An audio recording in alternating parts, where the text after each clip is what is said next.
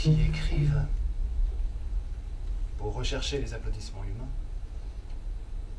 au moyen de nobles qualités du cœur que l'imagination invente ou qu'ils peuvent avoir.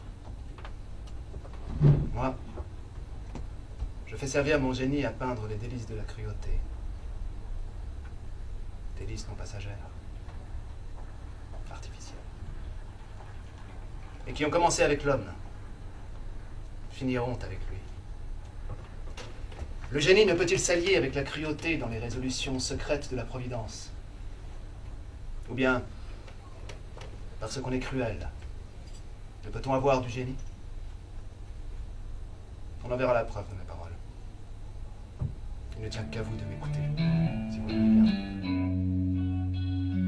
La nuit est venue, épaisse, implacable, pour mettre le comble à ce spectacle gracieux. Chacun se dit qu'une fois dans l'eau, il ne pourra plus respirer. Car d'aussi loin qu'il fait revenir sa mémoire, il ne se reconnaît aucun poisson pour ancêtre. Mais il s'exhorte à retenir son souffle le plus longtemps possible, afin de prolonger sa vie de 2 ou 3 secondes. C'est là l'ironie vengeresse qu'il peut adresser à la mort. Je l'avais décidé d'avance. Je me devais à moi-même de tenir ma promesse. L'heure dernière avait sonné pour tous. Aucun ne devait en échapper. Un son sec s'entendit, et la tête aussitôt s'enfonça pour ne plus reparaître.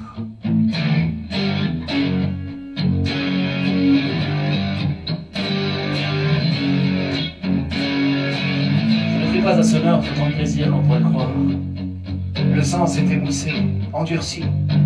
Quelle volupté ressentir à la mort de cet être humain, quand il y en avait plus d'une centaine qui allaient s'offrir à moi un spectacle, dans leur lutte dernière contre les flots.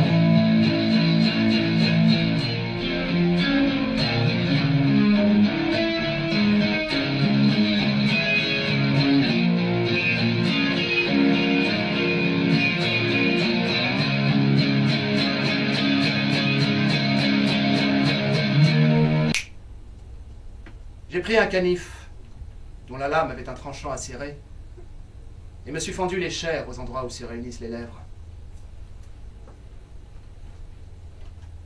Un instant, je crus mon but atteint.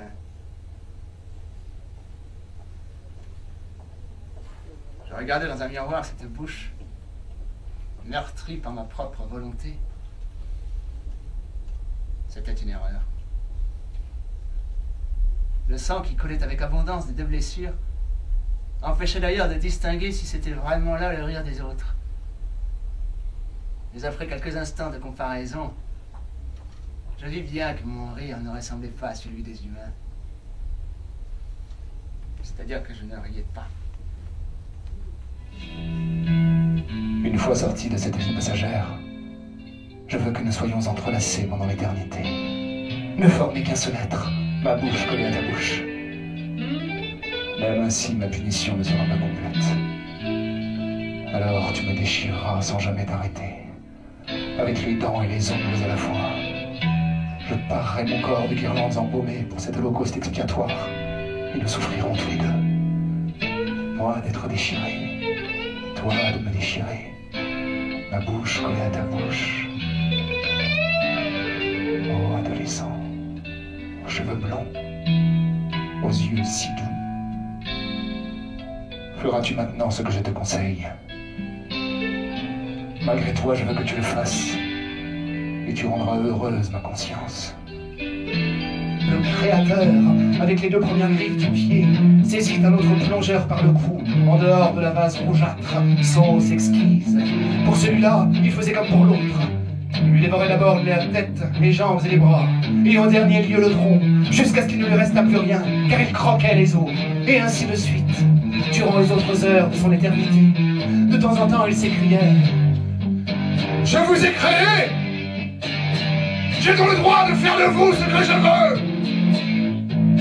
Vous ne m'avez rien fait! Je ne dis pas le contraire!